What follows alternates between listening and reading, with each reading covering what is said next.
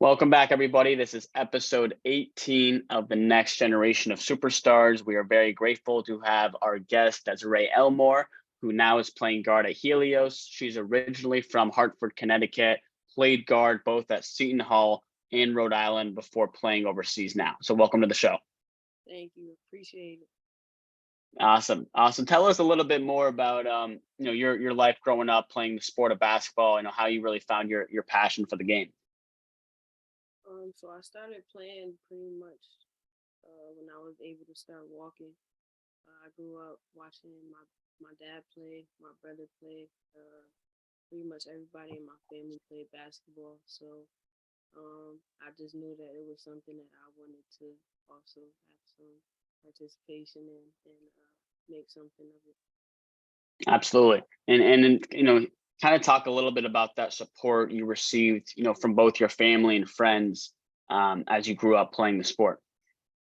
Um, it was really tough. I would say to kind of tell my support systems apart. I was always, especially growing up, missing birthday parties, family functions, any any social event. I was most likely not there because I would be in the gym working out for hours all day, just be in the gym. So growing up, I didn't really have like I wasn't very social.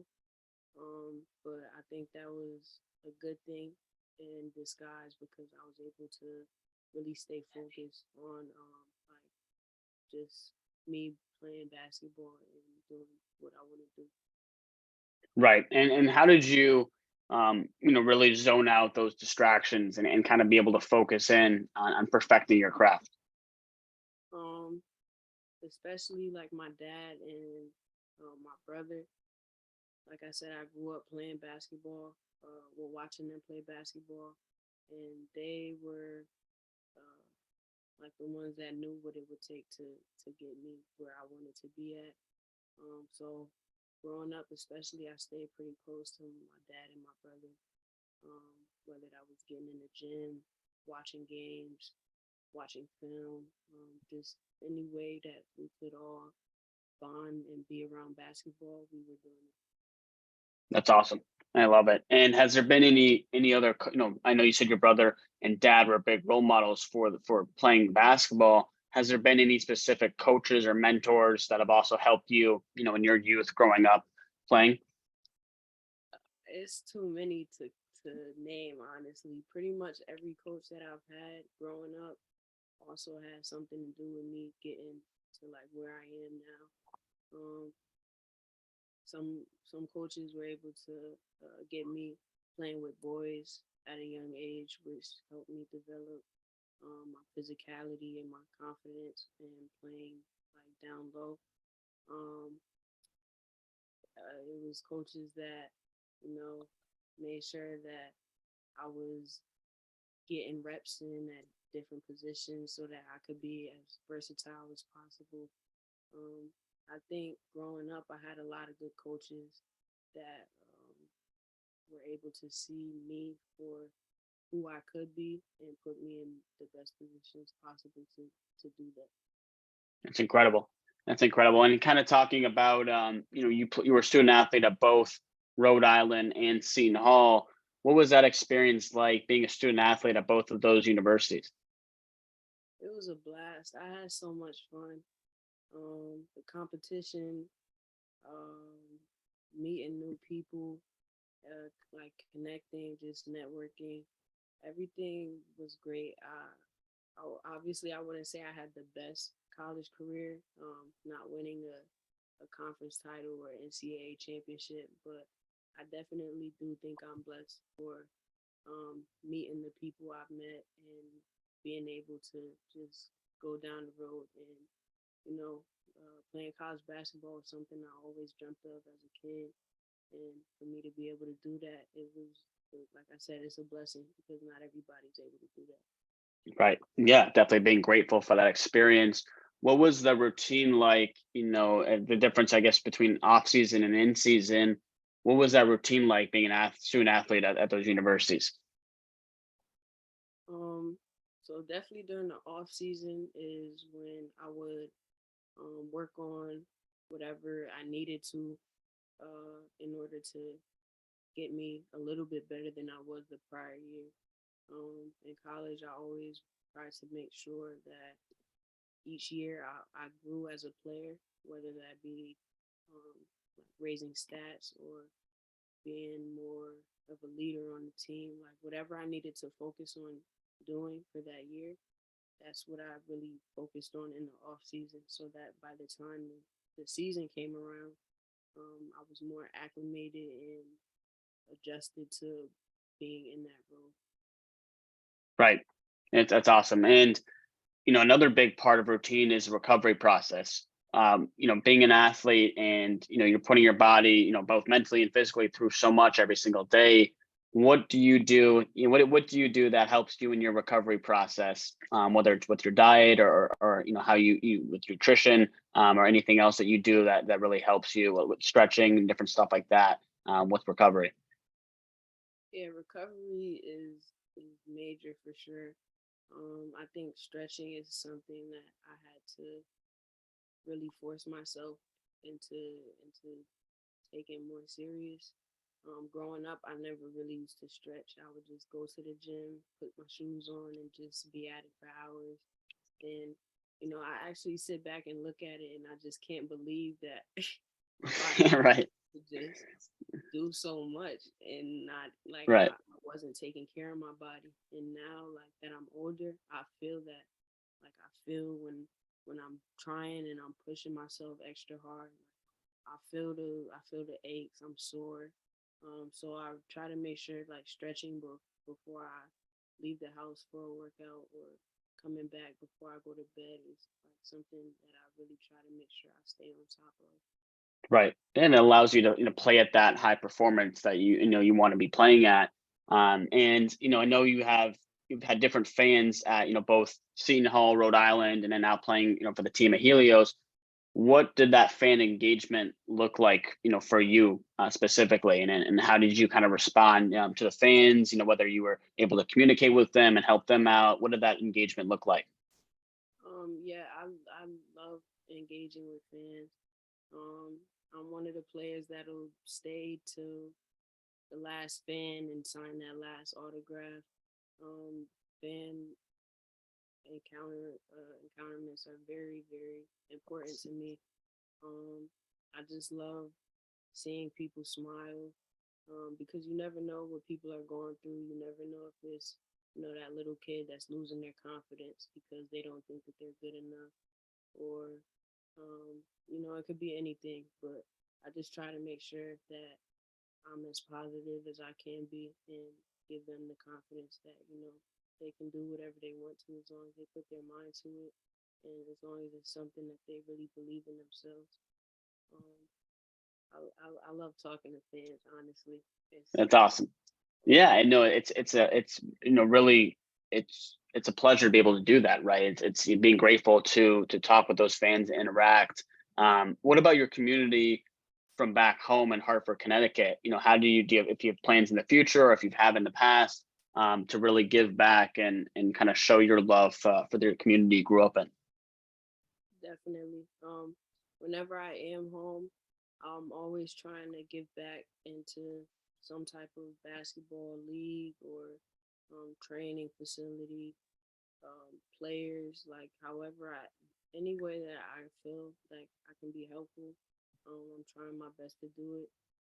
Helping work, like basketball camps and clinics, things like that. I just always try to stay as involved as I can around the game, whether that be at home or out overseas. Like any way that I can just be around the game as much as possible, try and do that. Yeah, that's terrific.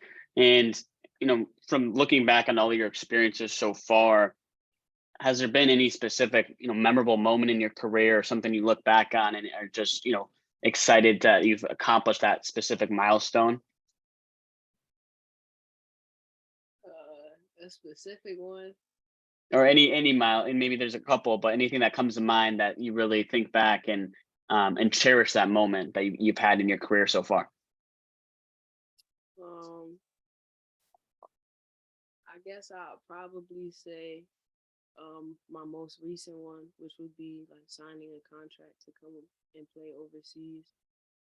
That's really the last like childhood goal that I've had, playing professional basketball.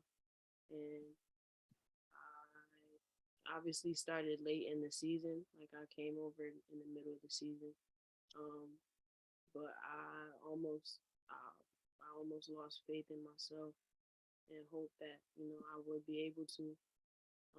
And then my contract came, so this one was, I think, very special because basketball has always been good to me, and for the first time, it was getting a little rocky. But in the end, it came back. So I think this one, signing a professional contract, would be.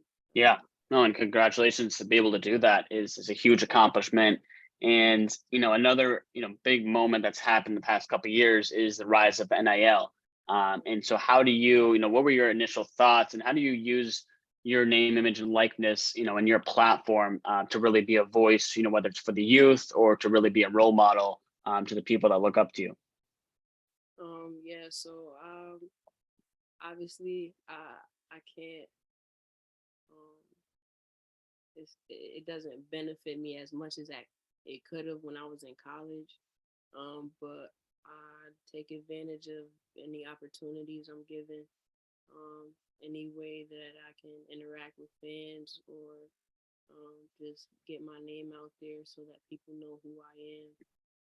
In order to build my brand, whatever, I'm just Yeah, excited for it. I'm glad that, it finally became a rule because there's so many people out here that can be making money. It's tons of money out here in the world. And right. now that we're finally able to take advantage of it, it's great. Yeah, and I think that's the biggest thing is the opportunities. And something I mentioned yesterday on LinkedIn is that it's really about the relationship building, right? It's building that relationship with the athlete and understanding what do they want, and how can you help elevate their brand, and to level that playing field, right? There's so many athletes across the nation, even globally, that want to monetize their NIL, connect more with these fans, and gain that awareness to get their name out there. So I think you said it great that it really is a huge opportunity for all athletes. What about kind of switching gears a little bit? Um, any passions or hobbies outside of basketball that you really love to do? When you do have some free time on your hands. Um, I love to eat. I love food. Um, Out here it's a little tricky because like the food is different. Right. Um, but I love to eat. I'm trying to get into like trying new things, especially being out here. But I love playing Fortnite. That's big for me too. Yeah. And What's your favorite type of cuisine that you like? type of cuisine, it depends on how I'm feeling. But my top three would probably be like Caribbean, um, barbecue, and probably like some seafood. Yeah, that's awesome. And then so you say you like to play Fortnite as well. I know that's big also with the younger generation. Um, have you ever played with any fans before? Or is there do you play with like teammates maybe back home, or even your current teammates now that you've played with? Um, nah, I haven't really met anybody who's like into Fortnite as much as me over here. Yeah, My teammates do sit here and like watch me play, but yeah, yeah, I'd love to like get on here and start playing with fans. Like that would be cool. I love it. I'm an advocate. I love Fortnite, Call of Duty, all the games, 2K, Madden, all that stuff. So I love it. That's awesome. Exactly. What's now that you've accomplished so much so far, in your career, you've reached a lot of milestones. What's the next vision, for your career, and how you can really make that positive impact on this next generation that looks up to you? Um, So I want to get started in um like my business. Obviously I'm still in the works of it, but there, especially after COVID, it's just been a lot of things that I've noticed could like hinder student athletes productivity, especially with the mental aspect. So I want to start building something that will help athletes, understand that the mental aspect is very important, whether you realize it or not, and just try and start finding ways for them to, you know, uh, realize it, notice it in the moment, and make sure that they are taking the proper precautions to um, continue on in a positive way. A lot of times athletes will get down on themselves because of anything. They're not playing enough minutes. They feel like they're not good enough, and things like that can definitely negatively affect them. So I want to be able to create something that'll help athletes when they're going through things, and just make sure that they're going through it the right way. Yeah, that's something that's just extraordinary to be able to do. And kind of recapping that, you said you want to create a business that's going to really help raise more mental, mental health awareness, and how athletes can cope with different obstacles or challenges that come their way. Being an athlete, right? Whether it's like you said, not playing enough minutes, or just the grind of being an athlete and how to manage all the stress and stuff that comes with it. I think you've experienced a lot to be able to share that wisdom, and even having like a course like as a business that can really take an athlete through different steps on how they can manage it efficiently, if I'm correct. Is that right? Exactly. That's awesome. That is awesome. Well, I mean, that would be an awesome business because a lot of student athletes, not only are they going through that, but now they're able to become more of an athlete entrepreneur. And so you can be, a perfect example of that athlete entrepreneur by starting something that's going to really help tons of athletes through that process. What has been something that's helped you the most, taking care of your mental health? Um, I think once I finally did realize it, um, talking is like what helped the most. As an athlete, you feel like you're supposed to hold certain emotions in or feelings in, or that your feelings or emotions might not matter because you're an athlete. Um, and when you start to bottle all of that stuff in, you realize over time like it's only going to hurt you. When I finally realized that and started talking about, just things that are going on in my head or issues that I was having, number one, I felt better about talking about it. Like it just lifts a weight off Yeah, your shoulders to just, express yourself. And two, you are able to realize that, you actually do have people in your corner that care about you, that want you to succeed. And three, life isn't always as bad as it may seem. You know, right. it's always going to be ups and downs, but as long as you go through everything level headed and just keep on focusing on the future, everything will be fine. Absolutely. Yeah. And I think it's important to, you stated the fact that you're not alone, right? Athletes at times or anyone at times may seem that they're in a journey alone, but there are people and resources there that can be of help and an assistance. We'll kind of wrap things up here, Des, with three lessons that you believe that you can share with our audience that's helped you the most. And what would you give if you had to give three lessons right now as advice to the youth and people looking up to you? Three pieces of advice. One, I would for sure say, when things aren't going your way, don't doubt yourself. Don't quit on yourself. Um, for sure.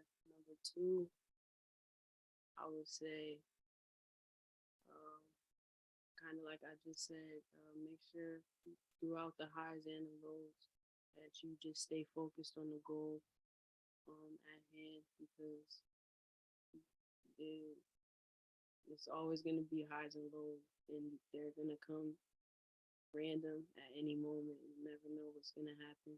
So just to stay focused on your goals. And my third piece of opinion or of advice, excuse me, would be to just make sure that like you talk to people, you find the people that you care or that you know care about you, and just make sure that whenever you are feeling down or feeling any kind of way, that you reach out to somebody so that you don't feel alone and that you're able to get through. Yeah. All great pieces of advice. And just to recap that, you said number one, if things aren't going your way, don't doubt yourself, and then keep on going. And then you said number two, to just stay focused on your goals. There's always going to be, ups and downs. And for three, find people that you can talk to, and also realize you're not alone in your journey. So I think all of those pieces of advice will definitely be beneficial to everyone watching in our audience. So Desiree, Elmore, guard at Helios now. We appreciate you for being on episode 18 of the next generation of superstars. Everybody, stay tuned as she continues rising in her career, as well as she is building her business. That's going to definitely be a huge impact to athletes across the world and helping with mental health. Sounds good. Thank you.